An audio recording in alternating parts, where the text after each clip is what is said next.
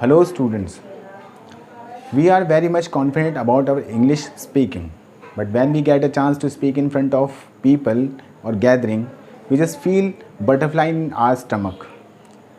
It is just annoying thing. We can speak English, but when we have to do it, we can't. I suggest you to read newspaper English fictions to learn new words and practice English in your real life as much as possible.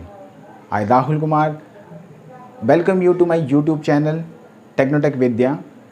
Let's not delay the video further and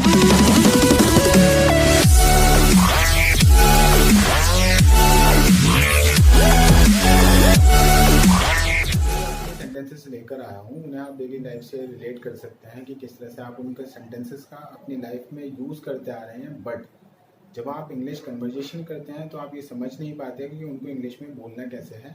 तो आप यहाँ पर देखेंगे, let's start. मुझे बेचैनी सी हो रही है, मुझे बेचैनी सी हो रही है। बेचैनी को यहाँ पर वर्ड को कहा जाता है नॉस। नॉस को जब आप इस सेंटेंस के लिए यूज़ करते हैं, आई एम फीलिंग नॉस या फिर नॉसिया या फिर नॉसिएटेड भी आप इस सेंटेंस में यूज़ कर सकते हैं। नेक्स्ट है, हमें भिखारी को भीख नहीं देनी चाहिए क्योंकि भीख देकर हम उन्हें और भी गरीब बना रहे हैं। बहुत सारे जो आपके दोस्त होते हैं, कभी ना कभी आपको उन्होंने मना किया होगा कि भिखारी को भीख नहीं देनी चाहिए। उस चीज़ को आप सेंटेंस में कैसे यूज़ करते हैं, तो we should not give arms to the beggars because by giving them arms we are making them more have nots. यहाँ पर जो भीख वर्ड है उसको इंग्लिश में कहा जाता है आर्म्स, और जो गरीब बनाना होता है जो कहा जाता है हैव नॉट्स। नेक्स्ट है, अब पछताए होत क्या जब चिड़िया चुग गई खेत। इस फ्रेज का भी आपने बहुत बार इस्तेमाल किया होगा, बट इंग्लिश में आप इसे किस तरह से यूज करते हैं तो हम यहाँ पर देखेंगे। It is no use to cry over split milk. इसका जो ऑल्टरनेट है वो भी आप यूज कर सकते हैं। It is no use to lock the stable door when the steel is stolen. यहाँ पर जो स्टील वर्ड है वो एक हाइब्रिड हॉर्स के लिए यूज किया जाता है जो कि ट्रेंड किए जाते हैं राइडिंग के लिए। बूंद बूंद से घड़ा भरता है, ये भी फ्रेज बहुत इंपॉर्टेंट है जिसका आप यूज बहुत बार करते हैं। इसको हम इंग्लिश में कैसे बोलते हैं, many a little makes a mickle. Many a little makes a mickle. Next है, जिसकी लाठी उसकी भैंस। इसका मतलब ये होता है कि जिसके पास पावर होती है वो बहुत सारी चीजें कर सकता है। इसको आप इंग्लिश में किस तरह से यूज करते हैं, माइट इज राइट। नेक्स्ट है, कोई व्यक्ति जो है अगर भावनात्मक रूप से कमजोर होता है, अगर आप उसके साथ मजाक करते हैं और उसे बहुत बुरा लग जाता है तो उसे कहा जाता है भावनात्मक रूप से कमजोर होना। या फिर किसी पर हम कोई कमेंट करते हैं या फिर वो कॉम्प्लीमेंट देते हैं, उसे उस चीज का फर्क ही नहीं पड़ता है, तो ऐसे व्यक्ति को कहा जाता है कठोर या फिर ढीठ भी कहते हैं हम शुद्ध भाषा में अगर कहें। तो यहाँ पर इसका किस तरह से यूज करते हैं, she is thin skinned. Thin skinned होता है कमजोर को कहते हैं, और जो थिन स्किन्ड कहते हैं वो जो कठोर होते हैं, जो ढीठ होते हैं उनको कहा जाता है। नेक्स्ट है, मैं कहाँ बैठूं, यहाँ बस तो खचाखच भरी है।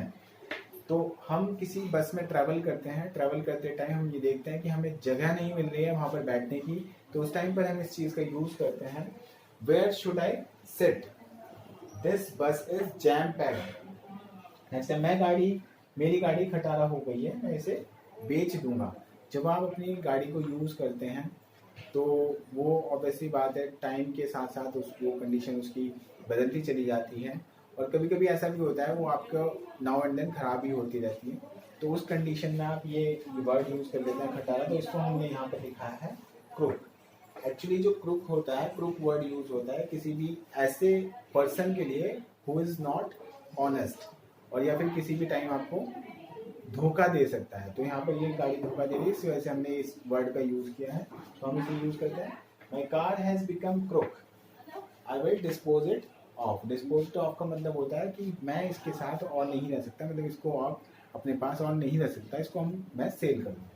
नेक्स्ट है, बस थोड़ा ही ठीक करना बाकी है। आप कोई काम कर रहे होते हैं तो उसमें बस जब लास्ट स्टेज होती है तो आपको चेक करना होता है कुछ कमी तो नहीं रह गई है, तो उस चीज़ को आप कैसे हिंदी में बोलते हैं और उसको कैसे ट्रांसलेट करके बोल सकते हैं, बस थोड़ा ही ठीक करना बाकी है, only touch up is needed. Next है, मेरी गाड़ी के इंजन के साथ छेड़छाड़ मत करो, या पहले ही ऑलरेडी ऐसी कंडीशन में है जो खराब है। तो आप इसको कैसे इंग्लिश में कन्वर्ट करके बोलते हैं, don't tinker with my car's engine, it is already in the decrepit condition.